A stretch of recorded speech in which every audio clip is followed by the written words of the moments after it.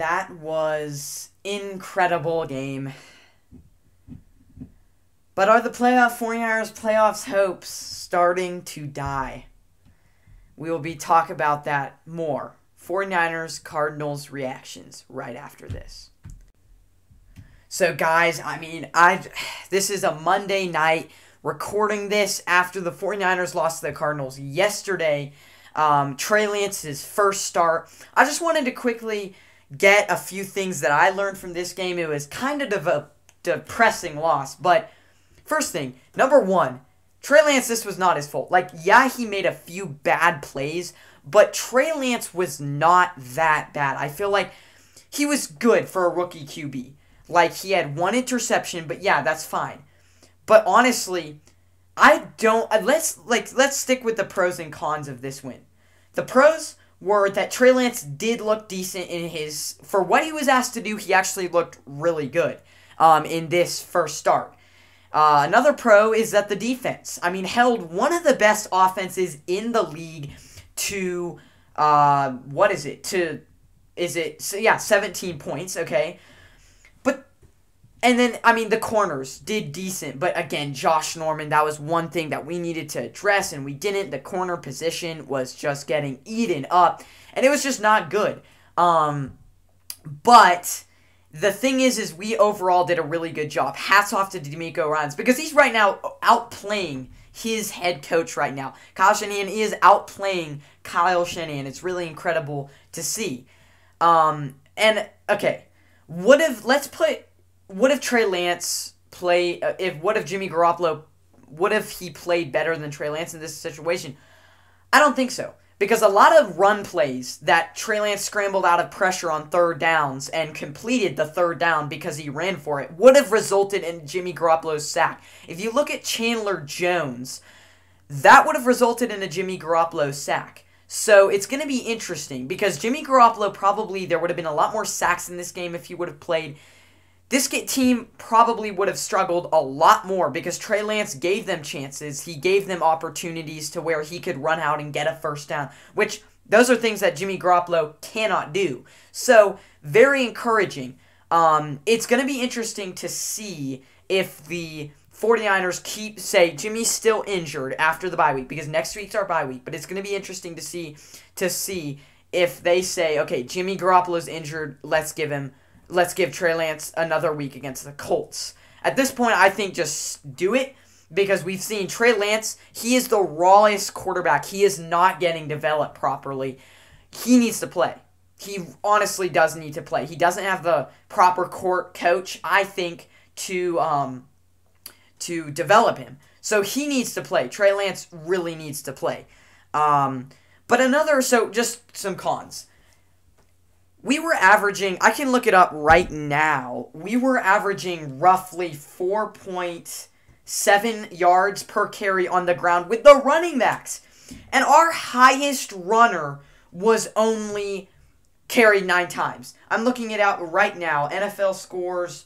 Alright, so Elijah Mitchell, I think, only carried it. And another thing, Trey Sermon played 2 snaps on the run game. Let's see, let's confirm that. Elijah Mitchell, 9 carries, 43 yards, 4.8 yards per carry. You had Trey Lance, 16 carries. Okay, are you trying to get him injured? Trey Sermon, 1 carry. He played 2 snaps in that whole entire game. And that's what I'm talking about. That is the biggest thing that I think is key, is why didn't we run it? This is a rookie quarterback. Running the ball, the Cardinals have a weakness. We saw it, that they were averaging almost 5 yards a carry on the ground against this weak Cardinals. So why didn't we run it more than 9 times instead of running it 16 times with Trey Lance? That doesn't work. And so that's another thing that I just didn't get with the 49ers. The next thing is Jimmy Garoppolo. They would have definitely used, I think, the running backs more with Jimmy Garoppolo. But are you trying to get Trey Lance injured? And so, yeah, that's one thing that I just wanted to say is, why didn't they run it more? Because once you run it more, that opens up the pass game, right? And so that kind of left Trey Lance throwing it 30 times. He threw it roughly 30 times. And you're basically, Kyle Shanahan's basically like, okay, go out there, throw it 30 times. I don't care. So it basically looked like Kyle Shanahan was kind of just not caring in this game. Giving a rookie quarterback in his first start 30 throws is not good. In his first start, giving a rookie quarterback 30 throws in his first start. I mean, I would have given him like 22, and I would have run it 40 times. Because that was clearly... And another thing, 4th downs, okay? That was key. 4th downs were a big thing for this team. Let's see, how many 4th downs? We went for it 5 times on 4th downs. We were like 1 for 5, I believe.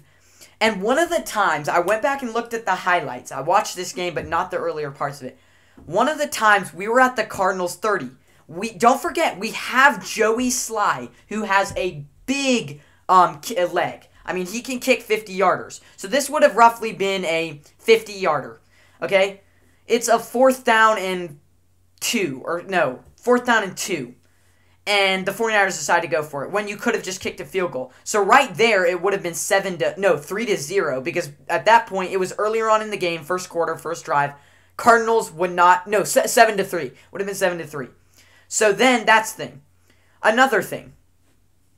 So that's 17-13 instead of 17-10, because you already gave up a huge play there with Trey Lance, with not kicking a field goal instead of going for it and getting it turned over. And then the goal line stop, 4th down and goal. You could have called up a better play than that. I'm sorry. I think he broke the plan. Well, maybe he didn't. That's debatable. But that's already, we got stopped, and then we decided not to go for a field goal. Let's say Joey Sly makes that field goal. This is all of assumptions. But let's say Joey Sly makes that field goal earlier on in the game against the Cardinals to make it 7-3. That's already 20-17. We would have won this game. So that's another con. I'll get to it after this. If you are enjoying listening to the Camper Report right now and you have been wondering how to start your own podcast, I got news for you. You see, podcasting today is one of the simplest ways to connect to your audience, but it can be tricky finding the right format and host that suits you. That, my friends, is where Buzzsprout is helpful. Buzzsprout is by far the most simple and productive podcast host on the planet.